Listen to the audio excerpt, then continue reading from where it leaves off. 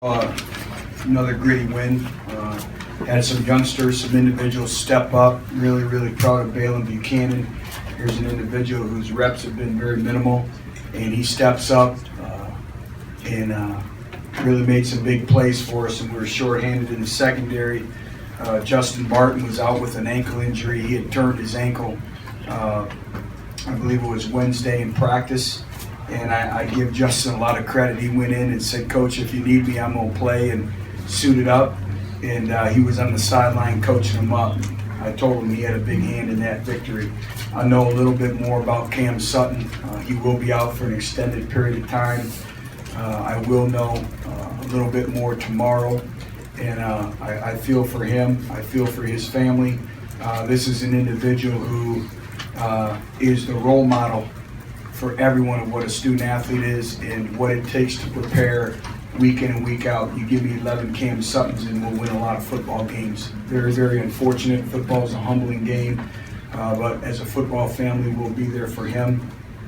Just the big thing, I think you all see it, is consistency.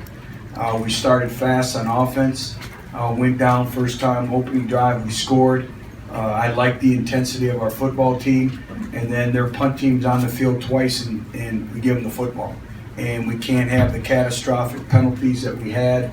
This football team lacks consistency right now, and it gets back to complementary football in all three phases. We had a lot of momentum killers from penalties, too many balls on the ground, sloppy, but our kids keep fighting and persevering and finding a way to win. Offensively, we go on an 11 play drive for 90 yards for a touchdown.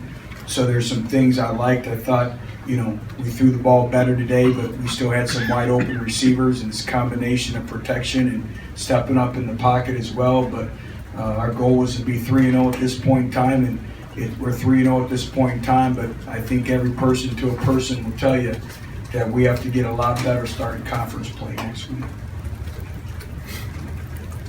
I'll answer your question. Which I guess you told us about Cam. Anything on Reese Maven? Yeah, his is a shoulder. I'll know a little bit more. I would hopefully anticipate him back this week. But when you look out there on defense, that was the definition of next man up. When you look at Colton Jumper, Cortez McDowell, Balin Buchanan, all these individuals being out there on our defense. But I'll know a little bit more on the status of Jalen probably tomorrow. Is that what y'all usually see from Balin, in practice, and is he been playing that consistently out there? We've really challenged him with his intensity, and the last week he really stepped it up, and he's a youngster that has had a great advantage to learn from the best of the best in Cam Sutton. But I think he's gained confidence as the season has progressed, and you never know, you're always one play away. And what was he, fourth or fifth corner, and all of a sudden now he's on the field for 3.5 quarters of play, helping us win a football game. You Reed, and then Rob, and then Hopes. With the defense being so humble, with Derek Barnett's performance today, especially in some of the big plays, what did you see from him to kind of keep it all together? Playing Derek Barnett football, relentless approach, relentless to get to the passer, backside pursuit of the football.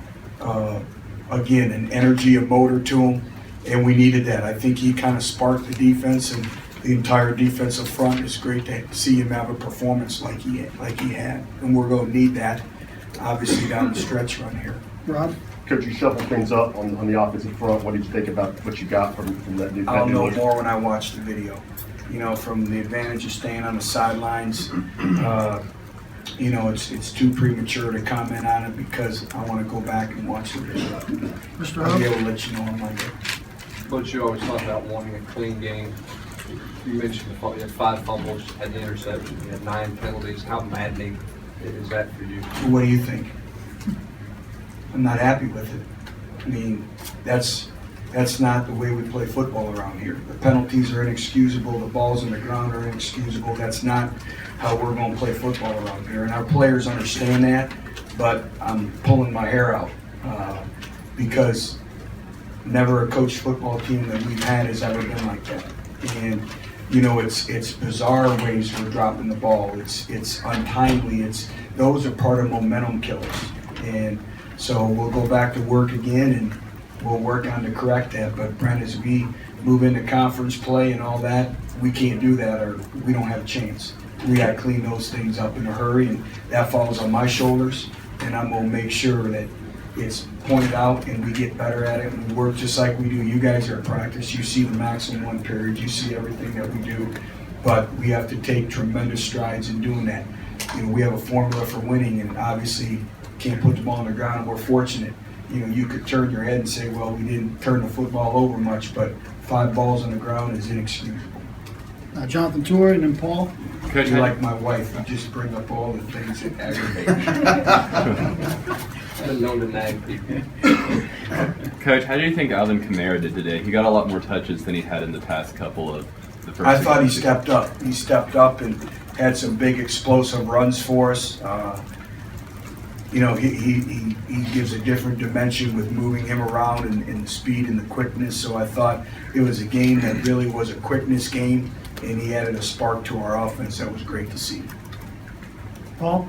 Butch, I think after that state game, you said you guys did uncharacteristic things today. You just felt like no consistency with the team. Is that surprising, given how many older guys on the team, how many guys you had back? It is uncharacteristic. It's something that these individuals haven't done before, but it's a point of emphasis, and we have to improve on it and get better at it. And it'll be a point of emphasis every time we carry the ball. You know, we'll practice it. You know, it's one of those things. It's almost like, you know, a analogy of a baseball player in a slump in terms of hitting the ball. And you know, thank goodness that we haven't turned the football over, and we've done a great job of recovering the loose footballs. But again, I don't know what else that I can tell you, that they're inexcusable and it'll be dealt with and we'll get better at it. Grant? How handicapping is it to be shuffling offensive line so much at this point? How much does, because you talk about the continuity and stuff up front, how much does that hurt you as you progress through the season? We're searching right now for the best 5 that give us an opportunity. You earn your playing time through practice and a body of work. I know those individuals are very prideful, all of them. They'll continue to work and get better, but we're searching for the best that give us an opportunity to win. And there's an intensity that goes along with it. There's a consistency in performance. There's a pride in performance that goes along with it. That starts on Monday and goes all the way to Friday, and then that gives you an opportunity to play winning football on Saturday. John Bryce and then Patrick. I got a white mark question.